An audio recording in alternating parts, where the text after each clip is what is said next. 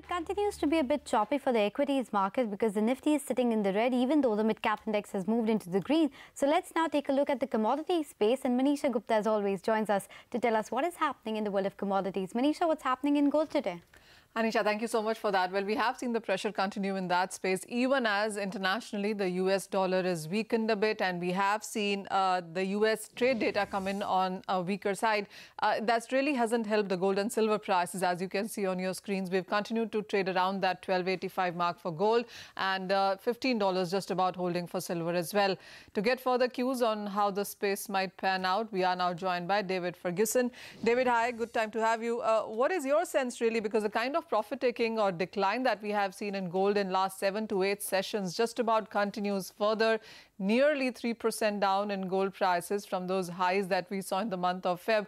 What is your sense? Why are the bulls regularly losing it for the last week or so? Well, Manisha, it's always that Friday night. I think I mentioned it last time I was on the show. Friday night is the time you've always got to look out for the gold price, because the algorithms, the US traders like to play around with that price when you're heading into a weekend and when no one's trading in Asia. That also happens to be at the close of a month. I know these sort of month close numbers tend to be quite important if you're pushing down when you're playing around with a price, because those are the numbers that the chartists tend to look at, so that the algorithms tend to look at these sort of month-end prices. So if it was going to happen, it was going to happen on a Friday. It happened on the Friday, so the price went down.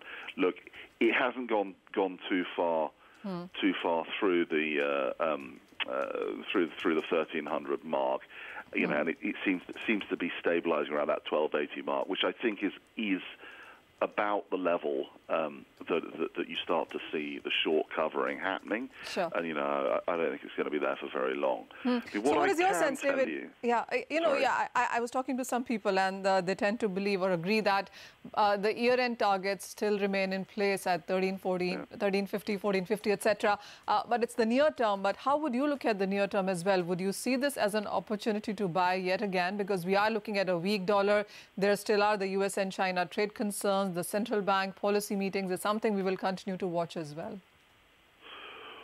Well, I can tell you what we see in the market, and I can tell you what our house position is. I mean, ordinarily, our house position is that we run a hedged book, so we very rarely deviate from that policy.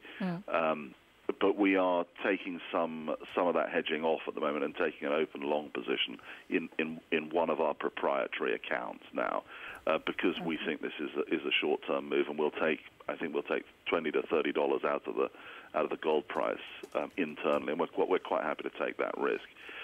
In terms of the market, I can tell you, our CEO is at a wealth management conference here today, and ordinarily we sponsor a number of these sort of conferences around Asia, and generally speaking, there isn't too much interest in gold. But today, there are 4 people speaking on gold, and the audience is packed.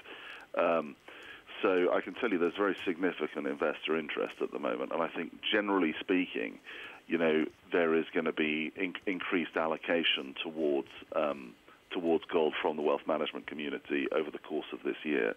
Sure. So David, very quickly, do you also see physical buying coming in from Asia, especially China, India, etc.? Oh, well, look, China and India are the 2 big buyers. So yeah, we always see it. They are. Frankly, they're the 2 superpowers of gold, right? So yes, the Indians and the Chinese are always buying gold. Okay, David, thanks very much. Appreciate you joining in. Manisha, thank you very much for taking us through that particular conversation.